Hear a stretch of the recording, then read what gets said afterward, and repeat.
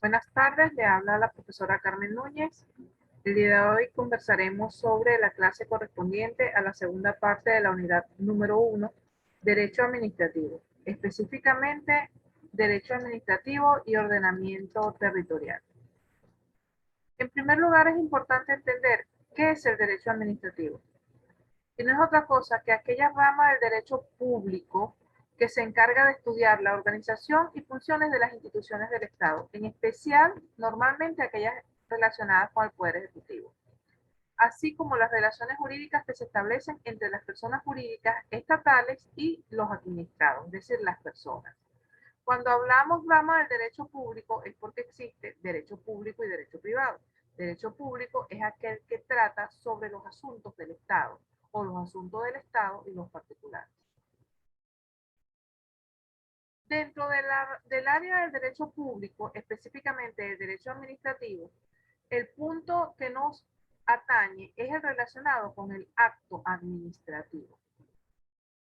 En la Ley Orgánica de Procedimientos Administrativos, usualmente conocida como la LOPA, en el artículo 7 establece que el acto administrativo a los fines de la ley es toda declaración de carácter bien sea general o particular emitida de acuerdo con las formalidades y requisitos establecidos en la ley por los órganos de la administración pública. De carácter general o particular porque puede afectar bien a un número general de personas o en particular a un solo individuo y es dictado por los órganos del poder público. Todo acto administrativo reúne determinados elementos. Entre los principales pueden mencionarse el sujeto, que es el órgano específico que hace la declaración de voluntad, es decir, el órgano del Estado dentro de sus competencias, que es el segundo elemento. Debe ser competente para dictar ese acto. La voluntad, la intención objetiva o subjetiva con la cual se realiza el acto administrativo. Debe tener un objeto sobre el que recae el acto administrativo y debe ser cierto físicamente y posible jurídicamente. Debe existir un motivo, el porqué del acto jurídico. El mérito está relacionado al grado de adecuación del acto administrativo respecto del principio de proporcionalidad de los medios y fines, es decir, no debe ser desmedido, debe ser acorde a lo que se quiere lograr. Y la forma, que no es otra cosa que la materialización en sí del acto administrativo, es decir, la formación externa del acto. El artículo 18 de la Ley Orgánica de Procedimiento Administrativo establece que todo acto administrativo deberá contener ciertos requisitos específicos. Es importante que los revisen, pero mencionándolos ligeramente, podemos decir que debe contener el nombre del ministerio u organismo al que pertenece el órgano que emite el acto, el nombre del órgano que emite el acto, lugar y fecha donde el acto es dictado, el nombre de la persona u órgano a quien va dirigido ese acto, la expresión sucinta de los hechos con las razones que hubieran sido alegadas y los fundamentos legales, la decisión respectiva si fuera el caso, el nombre del funcionario o funcionario que lo suscribe, con indicación de la titularidad con que actúa, el sello de la oficina. Todos estos son requisitos que pueden ver con más detenimiento y con más calma en el artículo 18 de la LOPA. Les sugiero leerlo. Y todo acto administrativo debe contemplar cada uno de estos requisitos, de lo contrario puede alegarse su nulidad. Los actos administrativos tienen efectos, bien sean generales o particulares. El artículo 10 de la LOPA nos dice que ningún acto administrativo podrá crear sanciones ni modificar las que hubiesen sido establecidas en las leyes, crear impuestos u otras contribuciones de derecho público, salvo dentro de los límites determinados por la ley. Esto no implica otra cosa, sino que el acto administrativo no puede sobrepasar lo establecido por la ley. Debe estar dentro del ámbito de competencia del ente que lo dicta. Los efectos específicos de los actos administrativos dependen en principio de lo establecido en el orden jurídico y de lo que el propio acto comprende. Por lo tanto, producen efectos jurídicos que pueden ir desde conceder o revocar derechos hasta revertir decisiones de otros organismos, exigir el cumplimiento de una conducta, etc. Dichos efectos suelen ser inmediatos y el Estado será el encargado de velar por su cumplimiento. Por ejemplo, un ejemplo típico de un acto administrativo dentro de un organismo público es el nombramiento de un funcionario público. Eso es un acto administrativo de efecto particular. Y otro efecto similar a ese acto sería la revocación del nombramiento o la destitución. Eso es un acto administrativo de efecto particular. ¿Verdad? Si estamos hablando de que ese acto comprende o afecta a más de una persona, ya sería un acto administrativo de efecto general. Los actos administrativos pueden extinguirse. El artículo 19 de la LOPA establece que serán absolutamente nulos los actos administrativos en los siguientes casos. En primer lugar, cuando así esté expresamente determinado por una norma constitucional o legal, es decir, cuando viola la Constitución o la ley. Cuando resuelva un caso precedentemente decidido con carácter definitivo y que haya sido creado y que haya creado derechos particulares, salvo autorización expresa de la ley. Cuando está tratando sobre una cosa juzgada, sobre algo que ya se decidió, no se puede volver a decidir. Cuando su contenido sea de imposible o ilegal ejecución, no se entiende por sí solo. Cuando hubiesen sido dictados por autoridades manifiestamente incompetentes. Se habla de nulidad en asuntos de acto administrativo cuando este ocurre sin suficientes avales jurídicos que lo legitimen o cuando contradice lo establecido en el ordenamiento jurídico. Por otro lado, la nulidad puede declararse de manera total o parcial dependiendo del vicio original al que su existencia haya dado lugar. Es decir, puede ser que dentro de un acto administrativo haya aspectos que pueden permanecer válidos y otros que se declara su nulidad. Existe un principio dentro del área administrativa llamado principio de legalidad administrativa. Sin lugar a dudas, el principio más importante del derecho administrativo, puesto que establece que las autoridades administrativas y en general todas las autoridades que componen el Estado deben actuar con respecto a la Constitución, la ley y el ordenamiento jurídico vigente, dentro de las facultades que les son atribuidas y de acuerdo con los fines para los que fueron conferidas dichas facultades.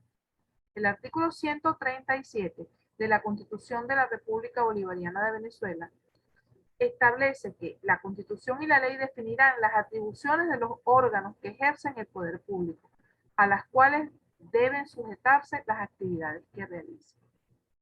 Esto no es otra cosa que ya la Constitución establece por sí misma cuáles son las atribuciones de cada uno de los órganos del poder público y no se pueden exceder. De lo contrario, estarían violando o vulnerando el principio de legalidad administrativa. Es importante que conozcamos también qué son los poderes públicos, qué es el poder público, antes de entrar al tema de ordenamiento territorial. Los poderes públicos del Estado tienen su base jurídica en el derecho que el pueblo le confiere al Estado para controlar o administrar a la nación. Los parámetros de funcionamiento y de organización del poder público en Venezuela los establece en principio o en primer lugar la Constitución de la República Bolivariana de Venezuela. Y el artículo 136 nos dice que se distribuye el poder público entre el poder municipal, el poder estatal y el poder nacional. El poder nacional se divide a su vez en poder legislativo, presidido por la Asamblea Nacional, el poder ejecutivo, presidido por el presidente de la República y su cuadro ministerial, el poder judicial, presidido por el Tribunal Supremo de Justicia, el poder ciudadano y el poder electoral. Cada una de estas ramas del poder público tiene sus funciones propias, pero los órganos a los que incumbe su ejercicio colaborarán entre sí en la realización de los fines del Estado. Cuando nos referimos a un poder público municipal, es aquel que funciona dentro del municipio, el poder estatal, el que funciona dentro de un Estado específico, y el poder nacional es el que funciona en todo el país. El artículo 139 nos habla también de que el ejercicio del poder público acarrea responsabilidad individual por abuso o desviación del poder o por violación de esta Constitución o de la ley. Por lo tanto, toda persona que ejerza un cargo público dentro del ejercicio del poder público tiene responsabilidad civil, penal y administrativa, aunque a veces pensaran que no lo tienen, pero así es. El artículo 141 de la Constitución establece que la administración pública está al servicio de los ciudadanos y ciudadanas y se fundamenta en los principios de honestidad, participación, celeridad, eficacia, eficiencia, transparencia, rendición de cuentas y responsabilidad en el ejercicio de la función pública, con sometimiento pleno a la ley y al derecho. Estos tres artículos son parte de los fundamentos constitucionales que establecen el funcionamiento y organización del poder público. Existen ciertos términos iniciales que deben conocerse antes de entrar a profundizar el tema de ordenamiento territorial y urbanismo. El primero de ellos es, por supuesto, entender qué es el ordenamiento territorial y comprende todas las normativas con fuerza de ley que regula el uso del territorio, definiendo los usos posibles para las diversas áreas en que se ha dividido, ya sea el país como un todo o una subdivisión político-administrativa de él. Entonces, ese ordenamiento territorial está regido dentro del ordenamiento jurídico vigente de un país. Urbanismo es la ciencia de la ordenación urbana, siendo su propósito garantizar las adecuadas condiciones de vida de los ciudadanos a partir de los proyectos y planes urbanísticos pertinentes. Un proceso complejo a cargo no solo de los profesionales que construyen la ciudad o que diseñan la ciudad, sino de los distintos niveles del gobierno. Y por último, planificación urbana como proceso de descripción, análisis y evaluación de las condiciones de funcionamiento de las ciudades, para poder generar propuestas de diseño y formular proyectos que permitan regular la dinámica urbana y ambiental de toda la ciudad y atender las anomalías existentes entre sus condiciones de desarrollo económico, social y espacial, dentro de un plazo de tiempo que demanda una programación, seguimiento y control bien definidos. Todos estos aspectos que mencionamos anteriormente los pueden profundizar dentro de estas fuentes electrónicas y bibliográficas. La intención no es que me la memoricen, sino que los comprendan, porque de esta información se va a elaborar una prueba corta. Aún no se ha definido específicamente bajo qué sentido, si va a ser cuestionario o van a ser preguntas, pero necesitan haber entendido la información para poder responder correctamente estas preguntas para la próxima clase. Entonces, cualquier duda pueden aclararla dentro del proceso que abrimos a partir de este momento en las asesorías síncronas. Espero que les haya quedado claro. Entramos entonces a la fase de aclaratoria de dudas.